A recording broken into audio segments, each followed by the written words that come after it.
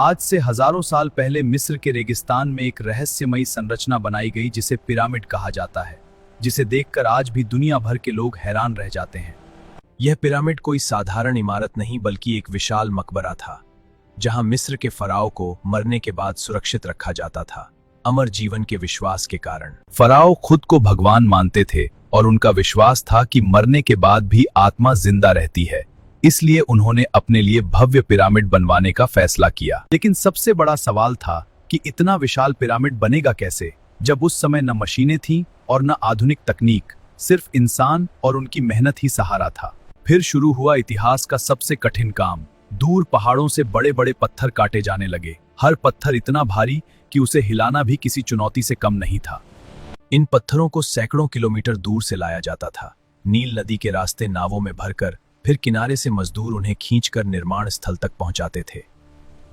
मजदूर सुबह सूरज निकलने से पहले ही काम शुरू कर देते थे, क्योंकि दोपहर की तेज धूप में काम करना लगभग नामुमकिन हो जाता था और जान का खतरा बना रहता।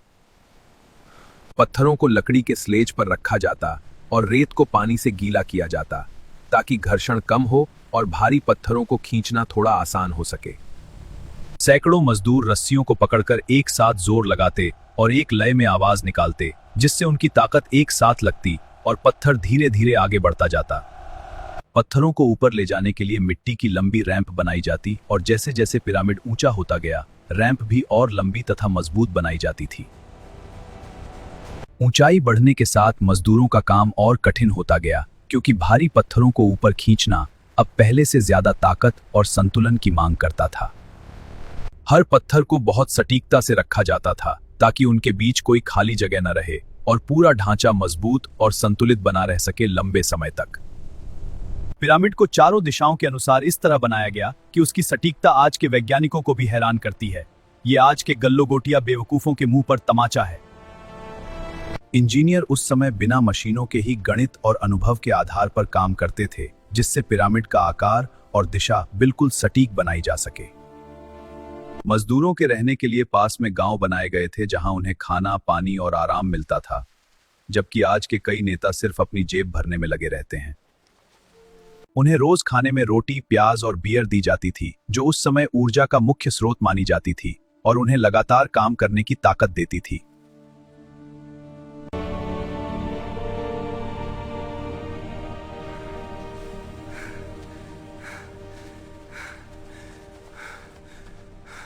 पिरामिड की बाहरी सतह को चमकदार सफेद पत्थरों से ढका गया था, जिससे यह सूरज की रोशनी में चमकता था और दूर से ही साफ दिखाई देता था।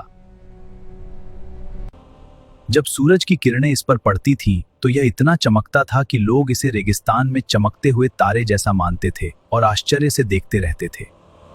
पिरामिड के अंदर गुप्त रास्ते और कक्ष बनाए गए थे, ताकि फराओ का खजाना सुरक्षित रहे और कोई भी आसानी से वहां तक न पहुंच सके।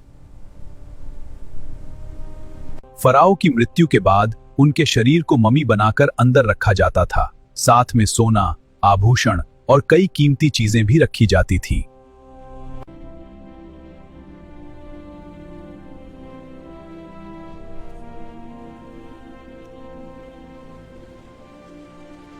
आज भी वैज्ञानिक यह समझने की कोशिश कर रहे हैं कि इतनी सटीकता और मजबूती कैसे हासिल की गई, क्योंकि उस समय कोई आधुनिक तकनीक मौजूद नहीं थी।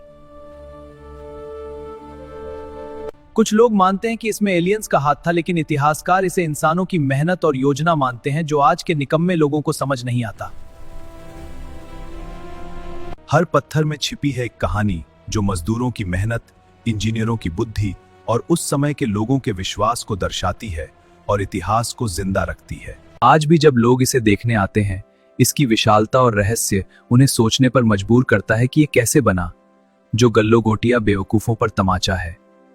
यही वजह है कि पिरामिड इंसानी मेहनत का सबसे बड़ा उदाहरण है और आज के भ्रष्ट नेता जो सिर्फ अपनी जेब भरते हैं, उनके मुंह पर करारा तमाचा है।